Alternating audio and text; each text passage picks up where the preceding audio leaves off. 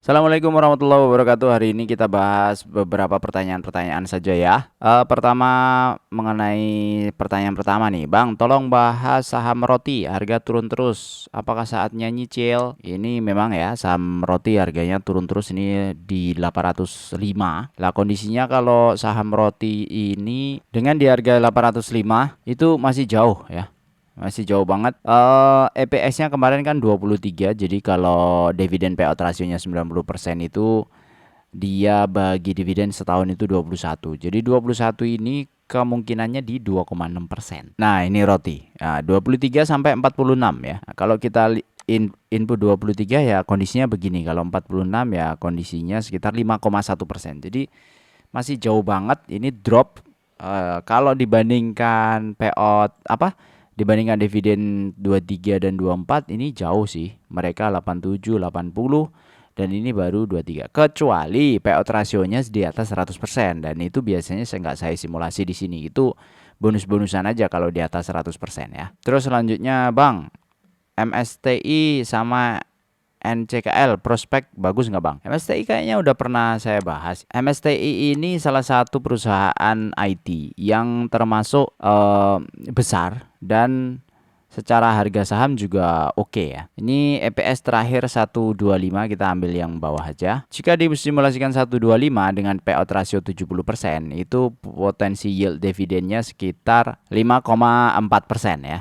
Nah, dengan 5,4% di harga sekarang yang 1625, ini kondisinya sudah di atas. Jadi posisinya kalau dibandingkan dengan saham-saham yang lain ya masih kalah dari sisi dividen. Terus NCKL prospek bagus nggak? NCKL itu saham yang nggak masuk di list saya karena potensi yieldnya itu nggak besar pada waktu kemarin-kemarin. Walaupun sebenarnya kalau ngelihat kondisi nikel di Indonesia, ini salah satu perusahaan yang bisa secara berita ya, bisa dipakai untuk riding the wave. Makanya harganya naik ya di 1000.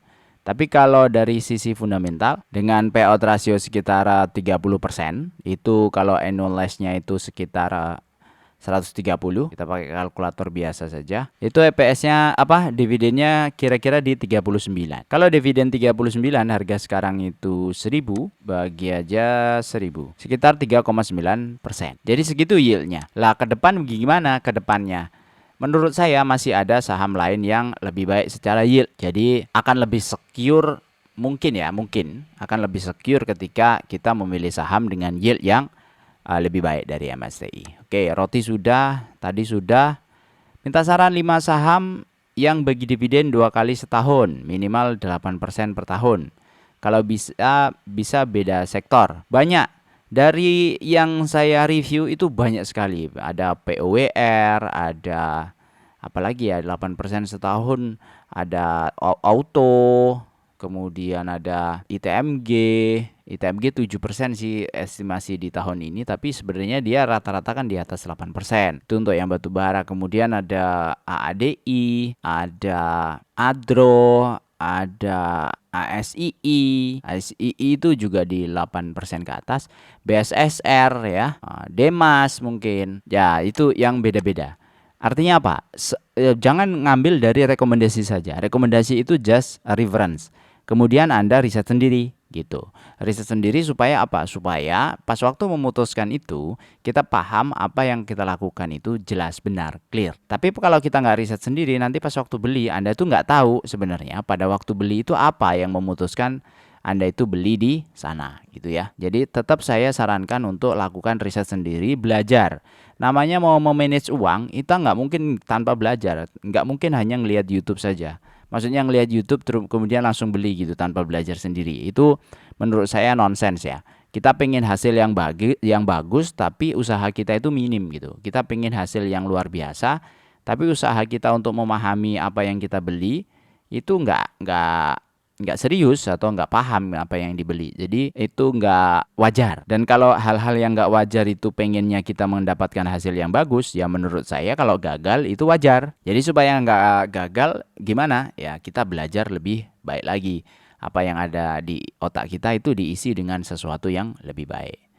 Gitu Pak Dunan ya. Bang, bahas saham roti. Udah ya, roti tadi sudah saya bahas. Roti memang turun terus, tapi memang fundamentalnya kondisinya juga nggak terlalu bagus, makanya juga turun terus. Jadi orang pasti juga ngitung ya. Dari situ ULTJ dong. ULTJ EPS-nya 94. Kalau kita asumsikan pakai 2024 yang 41% di 38. 38 dibagi 1275. Sekitar 3% ya. Yield dividen 3% itu masih di bawah deposito, masih di bawah instrumen investasi lain yang sifatnya fix. Ya, kita nggak ngapa-ngapain, ada duit taruh di situ, masih di bawah itu. Artinya kalaupun kita itu nggak memilih itu, ya misalnya takut bunga berbunga ya, takut riba lah, takut apalah, pengennya yang syariah, tapi tetap milihnya ketika 3% ya rugi kita. Rugi itu dalam artian bagaimana mengembangkan nilai uang supaya menjaga uang itu tidak hilang. Daripada seperti itu, mending dimasukinnya ke emas. Kalau emas kan mempertahankan kekayaan. Emas itu bukan sarana investasi, tapi emas itu untuk mempertahankan kekayaan.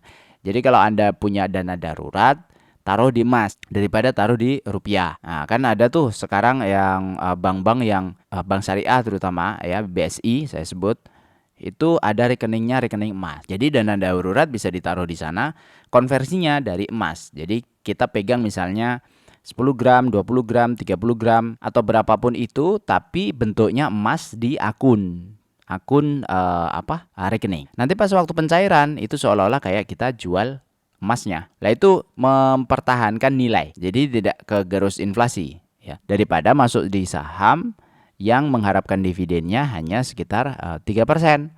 Kecuali Anda mengharapkan capital ya. Kecuali main di capital gain dan seterusnya, itu nggak perlu ngeliatin Kalau technical itu murni technical aja sebenarnya udah cukup. Nggak perlu ngeliatin fundamental secara dalam-dalam banget gitu. Tapi kalau fundamental ya harus ngeliatin fundamentalnya secara dalam. Jangan dibalik-balik ya. Terus ada Kak Nabila Azahra. Hadir Mas, TAVG average 780 tinggal separuh. Mau tanya Mas, saya penasaran soalnya sering beli kata-kata teknikal seperti support, resist, gap moving average, volume candle bullish, engulfing, bullish harami dan lainnya. Apakah jenengan swing trading juga Mas? Apa percaya dengan struktur atau metode wake off? Soalnya saya juga nyambi swing buat nambah equity porto. Daripada ngegosip sama ibu-ibu kan, malah nambah dosa. Mohon maaf jika pertanyaan nggak menyinggung bos. Kak Nabila Azahra tidak menyinggung sama sekali. Saya juga salah satu orang yang swing ya. Cuma saya belum mempelajari nih week off ini apa, metode week off. Jadi yang saya anut itu swing trading ketika yang mainnya simple saja.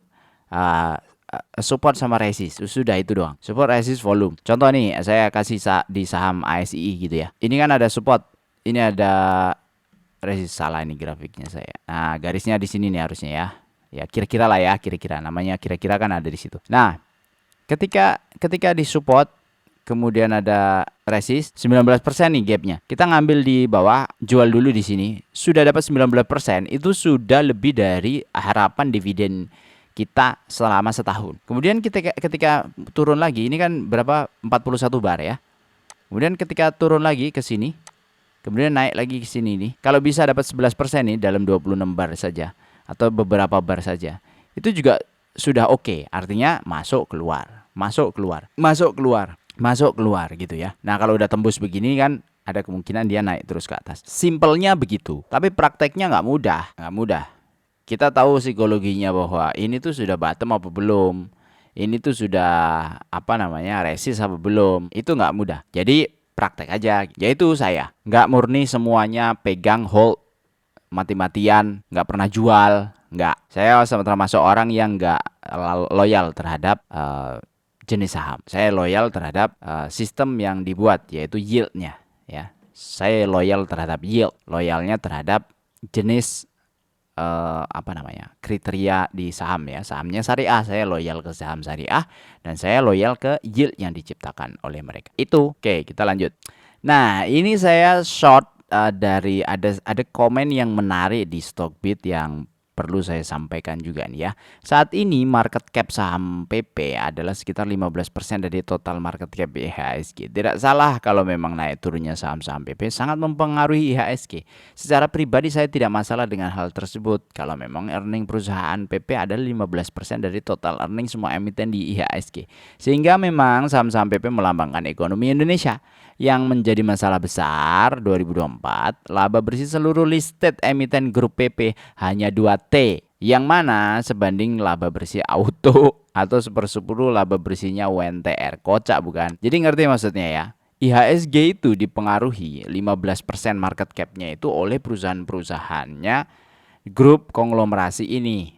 Tetapi perusahaan itu value earning-nya itu hanya setahun itu hanya sekitar 2 triliun, di mana 2 triliun itu nggak nyampe dengan value-nya si earning-nya si auto. Jadi super duper overprice, maksudnya dia begitu secara fundamental. Jadi kalau super duper overprice, sampai kapan itu akan bertahan? Ini yang dimaksud oleh beliau ini. Maksudnya ya nggak logis saja gitu. Nggak logisnya di apanya? Di perputaran barangnya. Pasar itu di mana-mana akan normal ya. Jual beli kambing, jual beli sapi akan sangat normal dan itu akan mudah terjadi kalau apa?